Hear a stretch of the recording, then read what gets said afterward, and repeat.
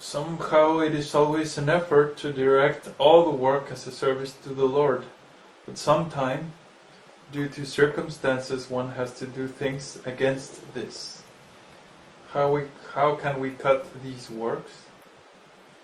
How can we what? Cut. You mean get rid of them? Okay. Well, first of all, you have to be in the association of saintly people.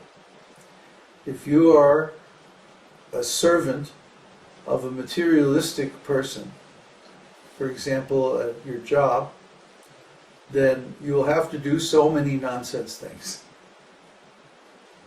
How can you stop it? Because your job will require that you do these things. So this is one reason why we advise all of our students to have their own business. I had my own business for 25 years. I was a professional writer. And I wrote for different companies, high-tech manuals and stuff like that. But I was always my own man. And I made my own schedule. And anytime I didn't like what was going on, I could just walk out the door. So if we care about spiritual life, then we should structure our life in such a way that we are not forced to do sinful things in the service of materialistic people. I mean, isn't that basic? Isn't that fundamental? So that means we take the association of saintly people. And we don't accept the association of sinful people, especially in a superior capacity. We don't become a servant of a materialist, of a sinful person. We simply don't do that. We don't go there.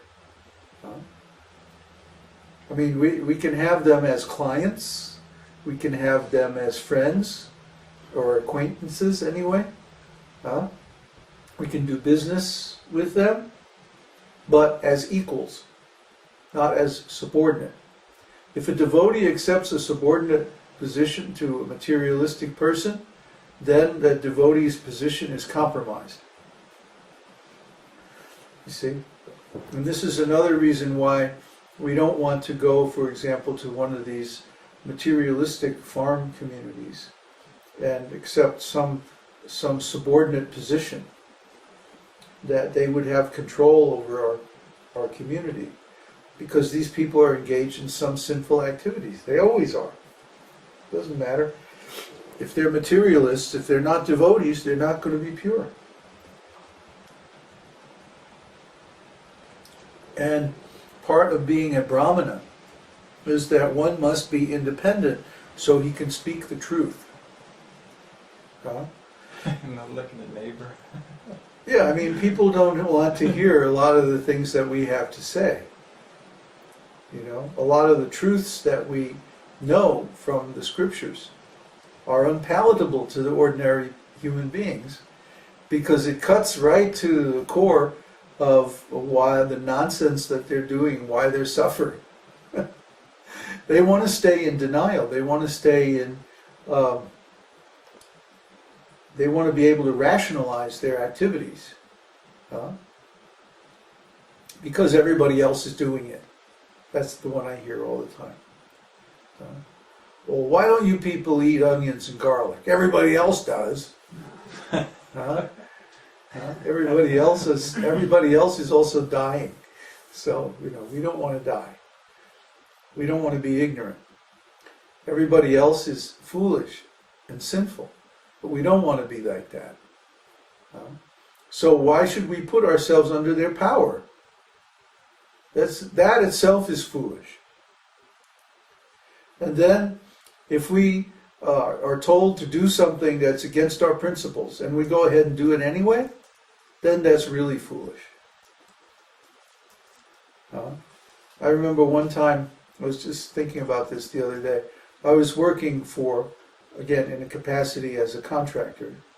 I was working for this large company in Silicon Valley, And one day the boss called everybody for a meeting and said, okay, we have 3 weeks to get this new product out. So for the next 3 weeks, nobody has a family, nobody has a personal life, nobody has a private life. You live here in the office and you just work until we get this product done. And at that point I said, this is nonsense. I don't want to work here anymore. I'm leaving. Bye. And I walked out. Because I could. You see? And it took me another, 2 or 3 weeks to get another job or whatever.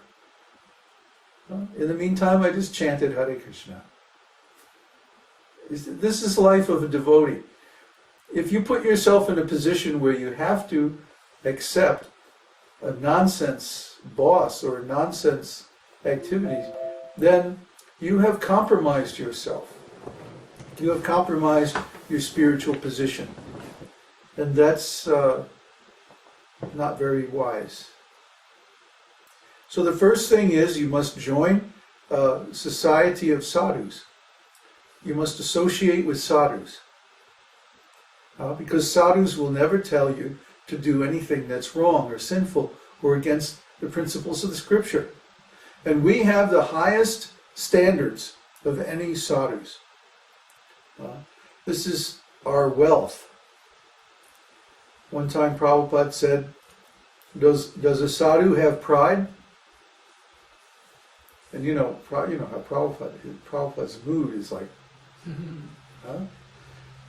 And so the devotees were tripping all over themselves, trying to figure out logically how to reply to Srila Prabhupada. And they were saying, well, no, Prabhupada said, yes!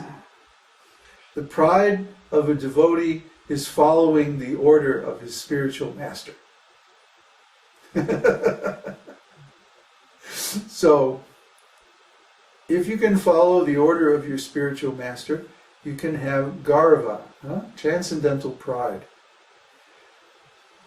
But if you can't follow that order, that means you have compromised yourself somewhere. You have sold yourself out. You've sold yourself short. And this is going to impact everything else that you do. So a brahmana, first of all, has to be independent. Then he can build his life on the principles of the absolute truth and without having to compromise. This is very important. There's one story in the scriptures that a student went to a spiritual master and he said, can you teach me Srimad Bhagavatam? And the spiritual master said, oh yes, I know Bhagavatam, I can teach you. So the student said, okay, I'm ready, let's do it. And the guy was like, well, I have to bring in the harvest, and then I am supposed to build a part of, my mother-in-law's house, and I have this and that, and maybe in 3 months I can do it.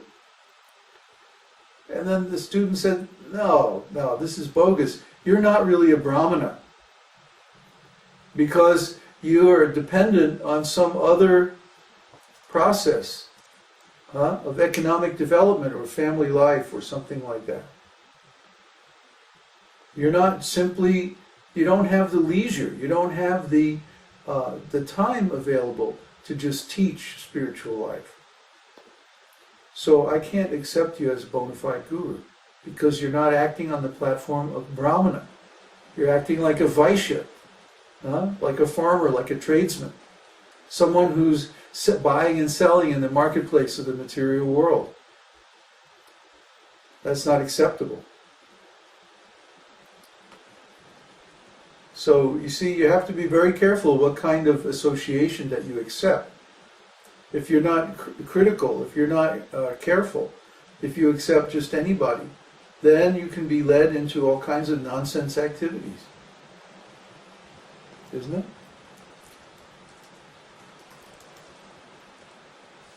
We just lost a little connection there. So, do we have another question? Yes. Okay, so from Nava Yovana.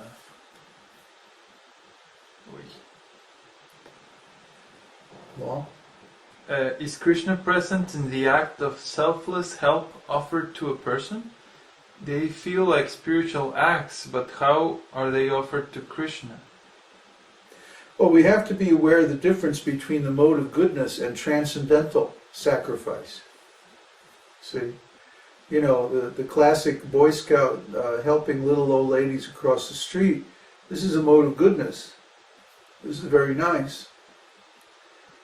But it's not transcendental. You see? In the 18th chapter, the 3 different kinds of sacrifice according to the modes of nature are given. Huh? But none of these 3 is transcendental. So transcendental sacrifice means we're offering the results of our activities to Vishnu or Krishna.